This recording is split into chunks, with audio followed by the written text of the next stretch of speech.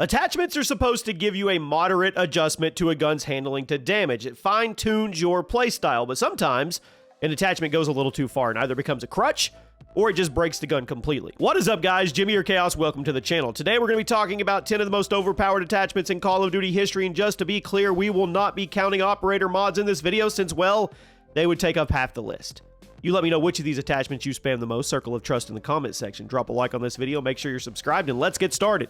At number 10 today is the heartbeat sensor in Modern Warfare 2 2009. Remember how annoying this thing was in Warzone for the longest time? Well, take that, and then imagine what COD would be like if the heartbeat sensor was attached to the side of your gun at all times. The original version of the heartbeat sensor was exactly that, and there was no counter. None. A little tablet that could be hooked onto the side of your rifle, and every few seconds, it would auto-pulse, reveal the locations of enemy players who weren't running the ninja perk. Now, later versions of the sensor attachment were a little easier to counter, but the OG 2009 version was nuts. It basically removed the need for a UAV as one of your streaks, which that, of course, opened up that streak slot for things like Predator missiles, Harriers, Chopper Gunners, so on and so forth. It's a really good way to start today's list.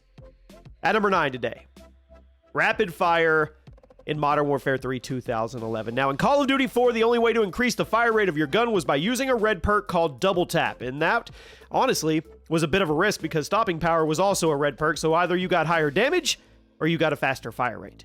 However, Infinity Ward reworked this in Modern Warfare 2 and introduced the rapid fire attachment, which was available for all SMGs, but also severely nerfed the recoil, which made it was kind of a risk reward. In Modern Warfare 3, rapid fire returned as an attachment, but was noticeably buffed, made it even stronger than before. In Modern Warfare 3, it was available on all SMGs as well as some of the rifles and some of the LMGs. It would increase the fire rate by roughly 25% while only slightly increasing the recoil, so it wasn't nearly as hard to use as it was back in Modern Warfare 2.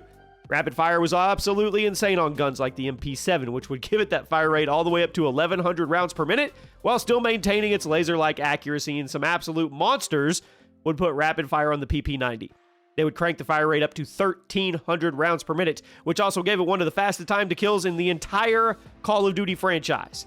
The MP7 with rapid fire was nuts, and I think this was absolutely one of the most OP attachments in COD history. At number 8, the Incendiary rounds in Vanguard. If you thought Dragon's Breath rounds on shotguns were annoying, Sledgehammer decided to take that and then amp it up by 9,000. Take it to the next level. That could be equipped to most guns in the game, regardless of what kind of ammo they use. So yes, there were incendiary shotgun shells, but most of the full auto weapons also had bullets that could be set on a target, and then they set them on fire. Somehow. I'm really not sure how something like this was supposed to be readily available during World War II, but apparently that's the world COD Vanguard takes place and lives in, and the incendiary rounds would give you a bit of extra damage over time. With that burning effect, yeah, at the cost of a slight reduction in bullet velocity, who cares? Who cares? Both of which would offset for other attachments. It wasn't hard to do that since you had 10 attachment slots in this game. Putting incendiary rounds on every weapon class was a huge mistake if you ask me, and I would be perfectly happy if this never came back in the future. At number 7, high caliber in Black Ops 3. It was pretty ridiculous as an attachment if the games appeared the games it appeared in, but Black Ops 3, which was the debut appearance, it had a massive impact on the way the game was played. And it got a little ridiculous at times, especially with the way Treyarch reworked view kick in this game. High caliber would crank the headshot bonus from 10% up to 50, on most guns at least. And since a view kick, when you shot, would bump your aim directly upwards, it meant you were shooting at somebody's chest, and if they shot you back, your next shot would kick right up to their head and kill them with high caliber damage boost. I can understand the idea behind high C here, being a reward for aiming high and being precise, but with how hefty the damage boost was and how easy it was to exploit the view kick, a lot of people, myself included, just thought it was way too cheesy, and I would argue it was overpowered. It's not that high caliber was OP on its own, but with the mechanics of Black Ops 3, I feel it could easily become OP in certain situations. At number 6, Stock 2 in Black Ops 4. Now, BO4 did this strange thing where certain guns would actually have two versions of the same attachment, with the second one basically just being a buff version of the first. For example, the stock attachment would improve movement speeds while aiming down the sights, and then stock 2 would improve it even further. I guess it was a decent idea on paper, but in practice, I mean, it honestly led to certain attachments being completely broken. Stock 2, for example, was one of the most ridiculous attachments in the game, especially on the SOG SMG, because it basically meant you could keep aiming down the sights of your gun while running, jumping, sliding, everything. It made it the Sweat Lord's best friend. You could push every single fight, jump around every corner while maintaining perfect accuracy, and it gave you a pretty blatant advantage against other SMG players who weren't using it because they literally couldn't move or shoot as effectively as you. It was one of the most hated things in the game, and I would argue it was a bit overpowered because I don't think there was really a proper counter to it. If there was, you let me know what it was in the comment section. Now we arrive at the top 5. FMJ 2 in Black Ops 4. Now, Stock 2 was overpowered. FMJ 2 was arguably even worse because it meant you could completely invalidate basically every kill streak in the game with no effort. FMJ 2 would greatly increase the amount of damage a bullet would carry with it through a wall or a piece of cover, while also cranking up the damage against kill streaks. So on LMGs like the Titan, FMJ 2 could make you almost impossible to hide from because you could shred through cover like paper while also shooting down enemy streaks in a couple bullets. So you could keep the skies clear, you could spray and pray through walls, you could wipe out entire teams with a single magazine. If you were one of the people running the Titan with FMJ 2, just know that everyone in the lobby, they disliked you a lot. Then again, I can't really blame you for playing the game like this because if it's in the game and Treyarch doesn't want to nerf it, I guess why wouldn't you use it? At number 4, the Monolithic Suppressor in Warzone 2020. If you were playing Warzone during the first run, pre-Modern Warfare 2, you know how much of a crutch attachment this actually was. The Monolithic was available on almost every gun in the game, and it had one very simple effect.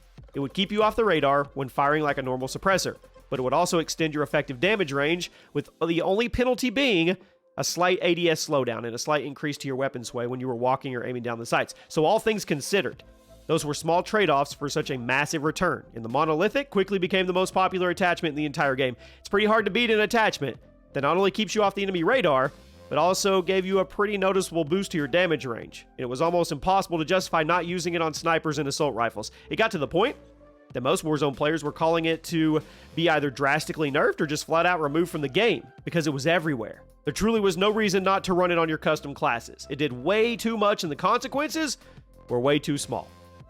At number 3, the Incendiary shells in Modern Warfare 2019. Now, Incendiary shells were added to shotguns in Modern Warfare a little while into the game's life cycle. Brilliant idea there. And they completely took over the experience, especially on smaller maps and especially on Warzone. All they would cost you was a small decrease to your damage range, but you would get in return was a burning effect on your target, which would deal a bit of extra damage over time. So either you would get an insta-kill with the initial blast of your shotgun, or you would drop somebody down to critical health, and the burning effect would clean them up over the next couple seconds. They'd go around the back wall of a house and sit there and just say their goodbyes.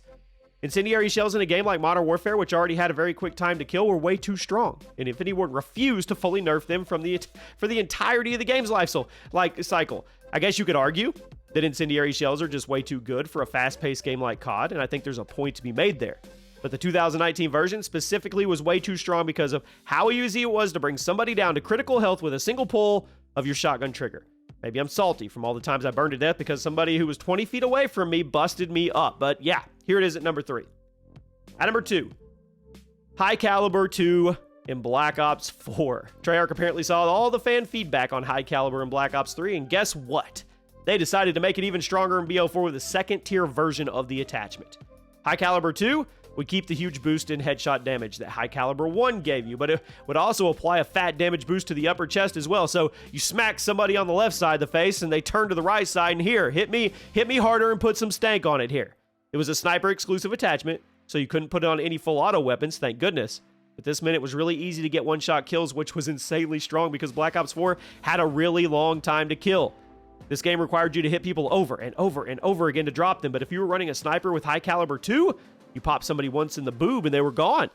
With the time to kill in the game so much longer and the health higher, I mean, having such an easy insta-kill potential on a sniper was way too powerful. I would absolutely say this was one of the most OP attachments in COD history, but still, nowhere near as OP as number 1 today. At number 1, the grenade launcher in Modern Warfare 2 2009. Perhaps the easiest number 1 pick I've had in a long time. The underbarrel grenade launchers in MW2 were completely overpowered. Everybody knew it. We're not going to argue about it. Now, the noob tubes debuted in COD 4, but they were made even stronger in Modern Warfare 2 because of the movement being improved, the responsive aiming, more open map design, the introduction of perks like Danger Close and One Man Army made it really easy to spam them with no consequence. You guys all know the people who used to spawn in. Just spam noob tubes across the map, get free nukes and Wasteland. Modern Warfare 2's multiplayer were to be remastered the way COD 4 was. You know for an absolute fact that a pretty substantial chunk of the community would go straight to this. If you ask me, The underbarrel grenade launcher is the most overpowered attachment in COD history. And unless some other attachment comes along and lets you get nukes from across the map for free, I don't see that changing. Let me know one attachment that I didn't showcase that should have been showcased today, and I'll see you soon.